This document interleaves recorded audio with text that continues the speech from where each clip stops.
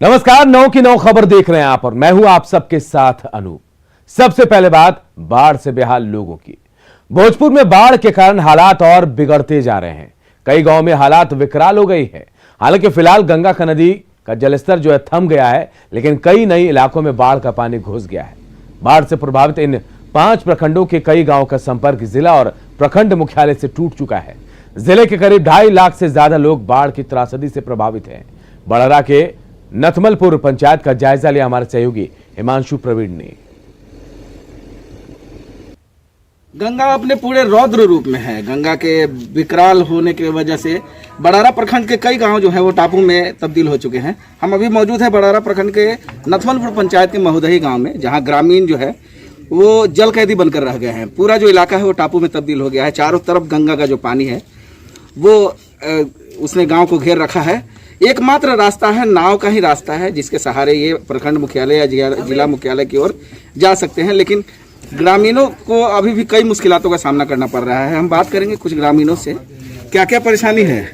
बहुत सारी परेशानी है। अभी तो जस्ट एक परेशानी दिखाई दिया कि एक अभी छोटा बच्चा 13 साल का बच्चा मर गया नाव की कमी के चलते, प्रशासनिक लोग अधिकारी लोग की कमी के चलते।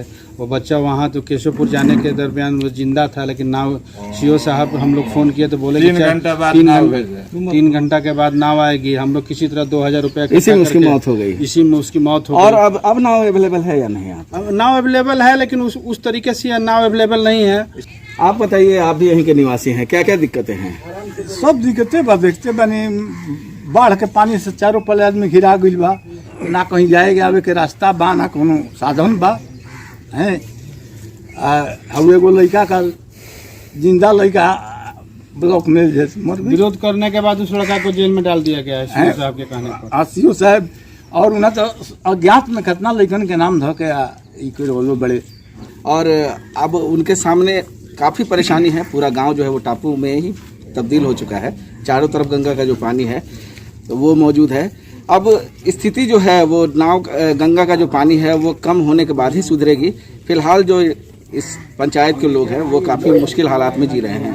न्यूज़ 18 के लिए बड़हरा के महुदही से मैं हिमांशु प्रवीण। और देखिए, इस बाढ़ से दियारा के लोग भी परेशान हैं। परेशान जो लोग हैं दियारा से चलकर नदी को पार कर शहर तो पहुंच गए, लेकिन यहां भी उनकी मुश्किलों का कोई अंत नहीं। उनके लिए एक चौकी तक का इंतजाम नहीं किया गया। शामियाने के नीचे लोग जो हैं रात जगह करने को मजबूर हैं और राहत शिविरों में व्यवस्था नहीं होने की वजह से लोगों को परेशानियां हो रही हैं। जायजा लिया हमारे सहयोगी संजय कुमार ने।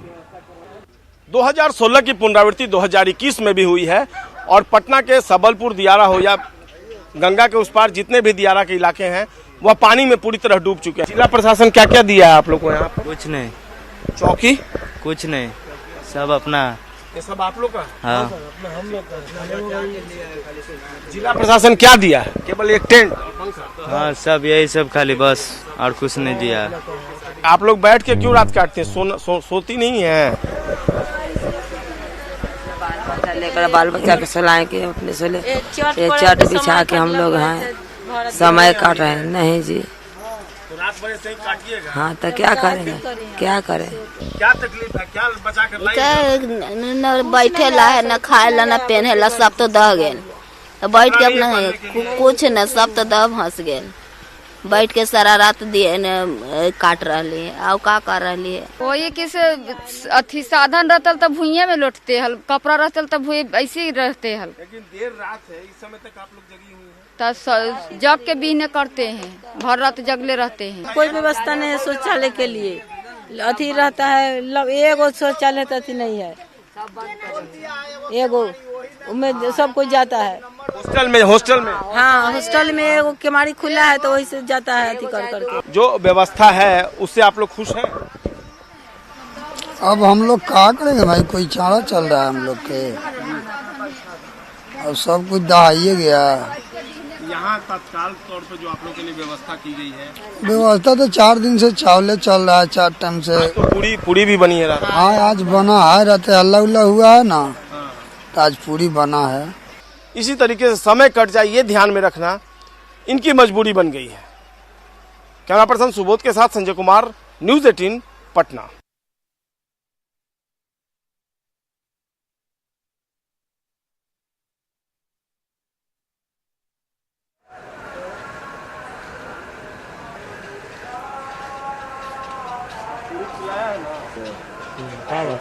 अब तक हमने आपको दिन में राजधानी पटना में चलने वाले बाढ़ राहत कैंपों की तस्वीर दिखाई थी और हम देर रात पहुंचे हैं राजधानी पटना के लॉ कॉलेज घाट पर। कितने बजे ये लोग डॉक्टर लोग चले जाते हैं? आएबे नहीं करते हैं, दिन में आते हैं ना? एक को घड़ी नहीं, दिन में भी नहीं रहते हैं ना। तो कोई बीमार पड़ता है तो उसको कौन देखता है? अलग ले जाते हैं आप लोग अपने तरफ से? हाँ, प्राइवेट में ले जाते हैं। यहाँ कोई व्यवस्था नहीं? कोई व्यवस्था नहीं है। माल जाल बीमार है तो उसको दवा सुइया नहीं हो रहा है। तो ये जो कैंप लगा हुआ है बड़ा बड़ा का कैंप लगा हुआ है, खाली मिल रहा है पाउडर भैंसी के देने के लिए। कोई बीमारी है तो पाउडर ले जाइए, दवा के नाम पर कुछ नहीं। कुछ नहीं है। मेडिकल कैंप है जो डॉक्टर वाला कैंप है, इसमें कोई डॉक्टर नहीं रहता है? अभी तो फिलहाल कोई नहीं है। सुबह में, दिन में? सुबह में आता है 1-2 घंटे के लिए, फिर चला जाता है। 1-2 घंटे के लिए? कौन डॉक्टर? डॉक्टर ये वो उसके साथ में आता है, नर्स लोग। पैरामेडिकल स्टाफ तो रहते हैं ना? हाँ, 1-2 घंटे के लिए सिर्फ रहता है बस। रात में अगर आप लोग के साथ कोई समस्या और दिक्कत होती है तो उसको कौन देखता है? ले जाते हैं अलग ले जाते हैं, अपना देखते प्राइवेट में ले जाके दिखाते हैं। लेकिन तस्वीरें बताती हैं कि सारी चीजें केवल कागजों पर चल रही हैं, हकीकत में कुछ और है। कौन से ऐसे कर्मचारी और अधिकारी हैं जिनकी ड्यूटी यहाँ लगाई गई है और वो नदारत है? कैमरा पर्सन सुबोध के साथ संजय कुमार, न्यूज़ 18 पटना। नालंदा के बेन प्रखंड में लोग बांस के सहारे ट्यूबवेल तक बिजली का तार ले जाते हैं, जो कभी किसी बड़े हादसे का सबब बन सकता है। लोग बिजली विभाग को इसके लिए जिम्मेदार ठहरा रहे हैं। बांस के सहारे बिजली की आपूर्ति का जायजा लिया हमारे सहयोगी अभिषेक कुमार ने। ये मौजूद हैं नालंदा जिले के बेन में, जहां आप देख सकते हैं किस तरह से यहां सड़क किनारे ये जो बांस के सहारे बिजली का तार जो है इसे विद्युत प्रवाहित की जा रही है। यहाँ पर जहाँ खंभे की ज़रूरत है वहाँ बांस के सहारे जो है करीब 25 से 30 की संख्या में बांस के सहारे आप देख सकते हैं किस तरह से बांस के सहारे जो है बिजली तार जो खिंचाई की गई है और इसी के सहारे लोगों को बिजली आपूर्ति की जा रही है, जबकि ऐसा नहीं होना चाहिए था। और अगर इसकी जो कोई घटना घटती है तो इसका सीधा जिम्मेदार कौन होंगे, ये तो बिजली विभाग ही बताएगी। तो यहाँ तो देख रहे हैं कि भाई खंभा है नहीं, किसान को पानी की ज़रूरत है, तो किसी तरह से वो अपना काम निकाल रहे हैं बांस गढ़ करके खंभा से। लेकिन इसका सीधा जिम्मेदार कौन है? इसका जिम्मेदार तो बिजली विभाग ही है ना। उसके यहाँ देते हैं एप्लीकेशन, वो गढ़ता नहीं है तो क्या करेगा किसान? लाचारी है किसान के पास। कई ऐसे जगह हैं जहाँ पर बांस के सहारे बिजली आपूर्ति की जाती है, जो काम नहीं होना चाहिए था, लेकिन किसान जो है अपनी परेशानी को दूर करने के लिए बांस के सहारे बिजली आपूर्ति तो कर लेते हैं, लेकिन विभाग ध्यान नहीं देती है। नालंदा से न्यूज़ 18 के लिए अभिषेक कुमार।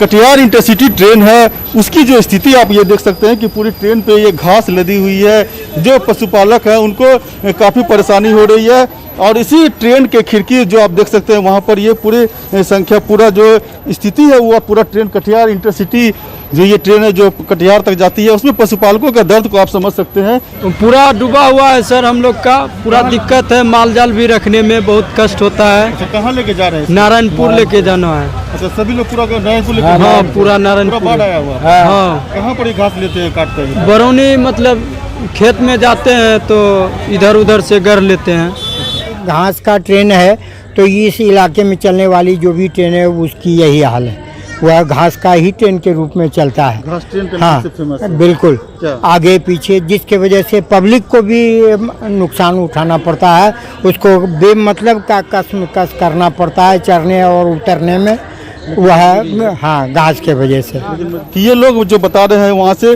कि बेगूसराय के पास जो स्थिति हुआ, जो पूरा सूखा हुआ क्षेत्र है, वहाँ से ये लोग पशु के लिए चारा लेकर के आते हैं।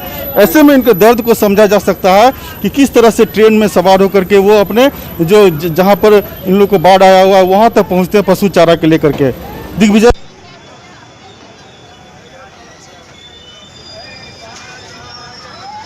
कोरोना महामारी के बीच जिंदगी पटरी पर लौट रही है। कोरोना महामारी के बीच जिंदगी पटरी पर लौट रही है और धीरे धीरे इसी मंत्र के साथ सब कुछ अनलॉक हो रहा है। कोरोना को हराना है, बस ये मानकर लोग चल रहे हैं। बिहार में सोमवार से प्राथमिक और मध्य विद्यालय खुल गए हैं। सरकार, शिक्षक, अभिभावक और बच्चों ने अब ठान लिया कि पढ़ेंगे, पढ़ाएंगे और कोरोना को हराएंगे। रिपोर्ट देखिए।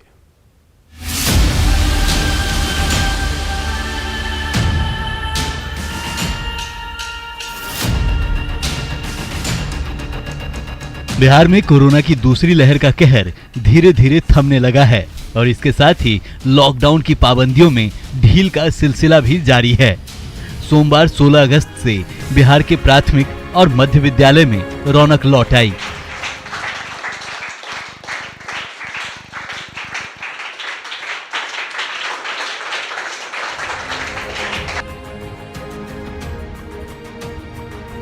पहली से 8वीं कक्षा के छात्रों में उत्साह देखा गया। दरअसल कोरोना के बढ़ते कहर के दौरान सभी स्कूल, कॉलेज बंद कर दिए गए थे। 12 जुलाई से 10वीं के ऊपर के स्कूल और कॉलेज खुले। 7 अगस्त से 9वीं 10वीं के स्कूल और कोचिंग संस्थान खुले। 16 अगस्त से करीब 60,000 प्रारंभिक स्कूल खुले हैं। स्कूल में कोविड प्रोटोकॉल का पूरा ख्याल रखा जा रहा है। इसके लिए स्कूल परिसर, बेंच, डेस्क का सैनिटाइजेशन जरूरी है। हर बच्चा एक दिन बीच कर स्कूल आएगा। 2 बच्चों के बीच की दूरी 6 फीट होगी। छात्र, शिक्षक और स्टाफ को मास्क लगाना जरूरी है। स्कूल में सामूहिक असेंबली नहीं होगी। बिहार के शिक्षा मंत्री विजय कुमार चौधरी ने ट्वीट कर स्कूल और बसों के इंतजाम के बारे में जानकारी दी, जिसमें कोविड-19 के सभी प्रोटोकॉल का ख्याल रखा गया है। तकरीबन 80,000 स्कूल जो है वो आज से खुले हैं और यहाँ देख सकते हैं ये पटना का सेंट जेवियर्स हाई स्कूल है। यहाँ पे भी जो बच्चे हैं वो आ रहे हैं और बच्चों में खासा उत्साह भी जो है वो देखने को मिल रहा है। यहाँ पे कोविड-19 का जो प्रोटोकॉल है उसका अनुपालन किया जा रहा है, हैंड सैनिटाइज किया जा रहा है, चाहे वो क्लास टीचर हों या दूसरे टीचर हों या उसके साथ साथ बच्चे जो हैं उनका भी यहाँ पे पहले हैंड सैनिटाइज करवाया जा रहा है। उसके बाद थर्मल स्कैनिंग जो है वो की जा रही है यहाँ पे और उसके बाद फिर जो है बच्चों को स्कूल क्लास में जाने की अनुमति दी जा रही है। तो जो बच्चे हैं वो खासे जो है बच्चों में उत्साह देखने को मिल रहा है और यहाँ देख सकते हैं कि स्कूल्स में जो है रौनक है तो लौट आई है। बच्चों की जो धुआं चाकड़ी है वो आज से स्कूल में देखने को मिल रही है, लेकिन बच्चे आज बेहद उत्सुक हैं। क्या नाम हुआ तुम्हारा? आदित्य आर्य। आज काफी दिनों के बाद स्कूल आए हो, कितना अच्छा लग रहा है? अच्छा लग रहा है बहुत, काफी अच्छा लग रहा है। और बच्चे हैं यहाँ पे, क्या नाम है? अतुल्य। अतुल्य। काफी दिनों के बाद आए हो स्कूल, कैसा? बहुत अच्छा, बहुत अच्छा। क्या नाम है? मोहम्मद हमजा। कैसा लग रहा है? हाँ बहुत अच्छा लग रहा है। बहुत अच्छा लगा। देखिए बच्चे जो हैं वो स्कूल से आ रहे हैं और सभी बच्चे जो हैं वो पूरे तौर पे गाइडलाइन जो है मास्क अनिवार्य है तो मास्क का पालन सभी कर रहे हैं। सोशल डिस्टेंस जो है वो सभी को रखना है, तो ऐसे में यहाँ पे बच्चों में जो है सोशल डिस्टेंस भी देखने को मिल रहा है। क्लास टीचर्स भी जो हैं वो पूरे तौर पे कोरोना के जो गाइडलाइन है उसका अनुपालन करने में लगे हुए हैं। पटना सहित पूरे राज्य के स्कूलों में रौनक लौट आई है। पटना से अमित कुमार की रिपोर्ट, न्यूज़ 18। मुख्यमंत्री नीतीश कुमार के जनता दरबार में हर सोमवार बड़ी संख्या में लोग अपनी समस्याओं को लेकर पहुंचते हैं। लोगों की ऐसी समस्याएं होती हैं जो जिले में ही अधिकारी खत्म कर सकते थे, लेकिन सालों तक कोई सुनवाई नहीं होने पर लोग सीएम के पास पहुंच रहे हैं। आखिर अधिकारी लोगों के छोटे छोटे मामलों पर क्यों नहीं सक्रियता दिखाते? देखिए जनता दरबार से मिले न्याय और अधिकारियों की लापरवाही की कहानी।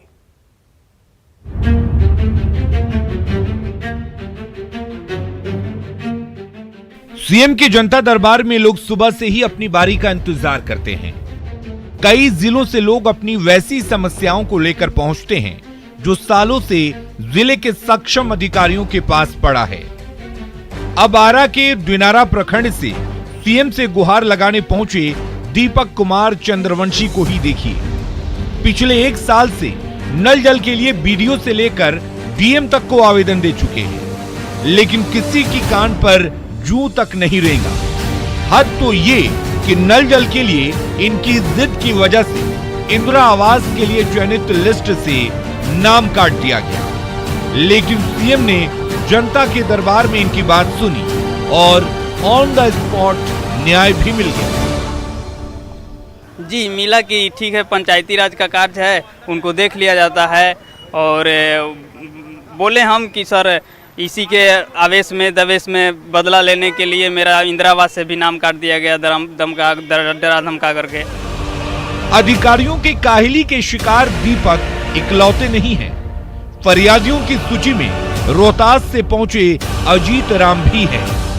4 साल पहले इन्होंने इंदिरा आवास के लिए आवेदन दिया था। हर साल नाम जोड़ने का आश्वासन मिलता रहा, पर आज तक इनका आवेदन रद्दी में ही पड़ा था।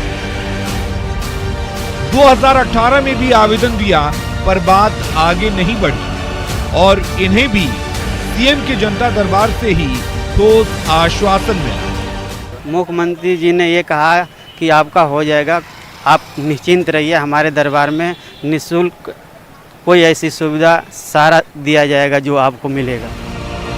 ऐसे ही और पीड़ित हैं रमेश कुमार और रिंकी देवी, जो भभुआ और औरंगाबाद से पहुंचे थे। रमेश कुमार के रास्ते पर दबंगों ने अतिक्रमण कर लिया है, आने जाने का रास्ता बंद कर दिया है। इन्हें चिंता सता रही है कि किसी की तबीयत खराब होती है तो कैसे अस्पताल पहुंचेंगे। रिंकी देवी भी पिछले 4 साल से इंदिरा आवास के लिए अधिकारियों के चक्कर लगा रही हैं, पर न्याय नहीं मिला तो सीएम के जनता दरबार में पहुंची।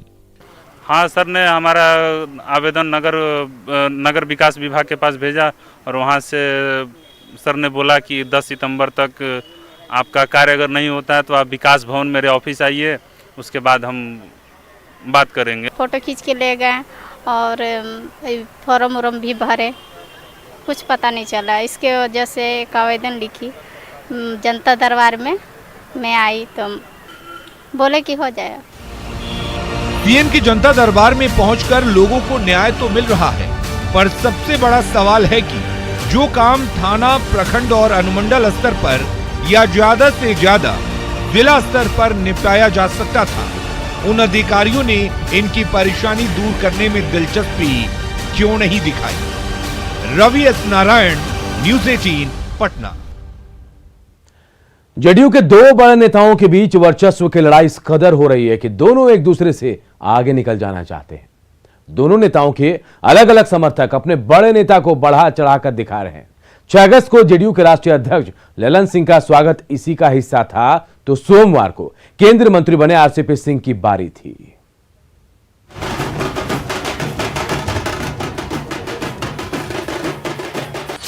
पहले अध्यक्ष का शानदार स्वागत,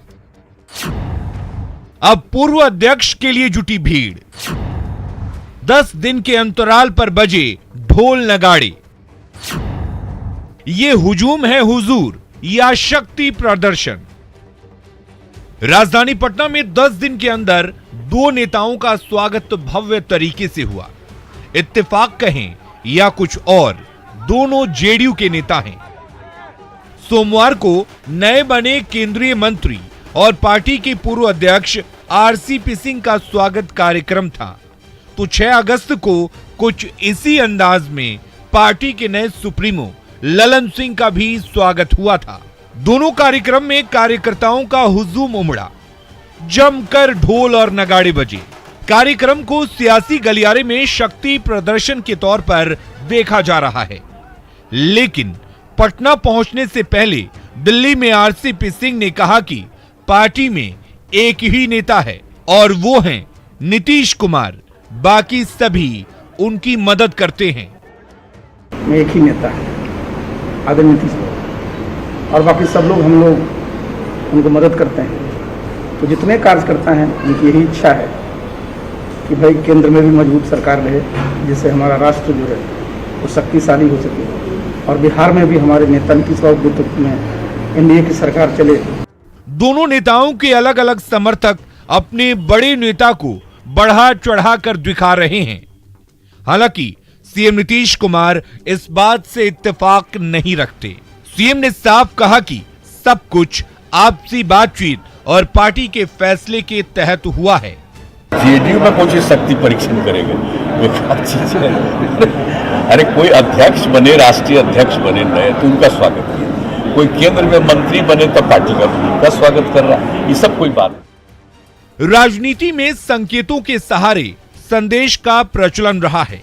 भले ही पार्टी नेता जो सफाई दें, लेकिन कोरोना काल में भी पटना एयरपोर्ट से जेडीयू कार्यालय तक 5 जगह रोड शो, 17 अगस्त को पटना से नालंदा तक 20 से ज्यादा जगहों पर स्वागत की तैयारी। ये सब शक्ति प्रदर्शन नहीं तो फिर क्या है?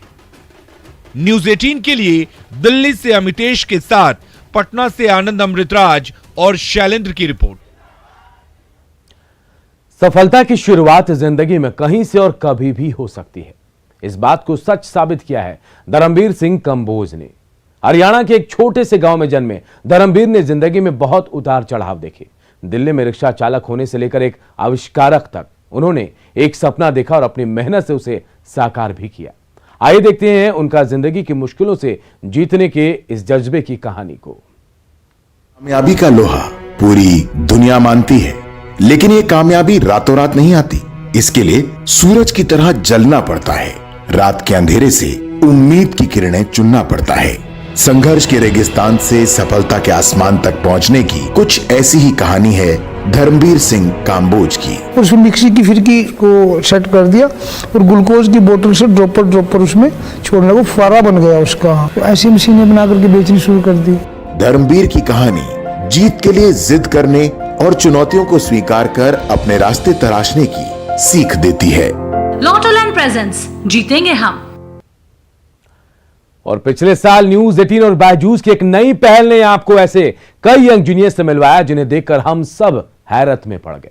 उम्र इनकी भले छोटी हो, लेकिन जब न्यूज 18 के मंच पर इन्होंने अपने बड़े काम को दिखाया तो पूरा देश इन्हें देखता रह गया। कोई मैथ्स तो कोई म्यूजिक तो कोई स्पोर्ट्स तो कोई आर्ट्स, सब के सब निकले अपने फील्ड के जीनियस।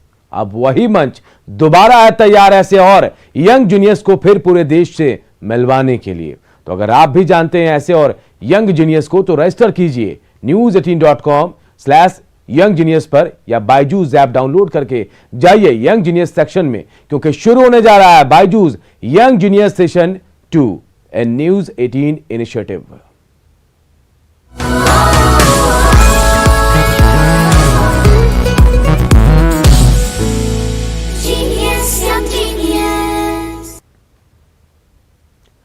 और इस बुलेटिन में इतना ही, लेकिन खबरें लगातार जारी है। देखते रहिए न्यूज 18 बिहार झारखंड।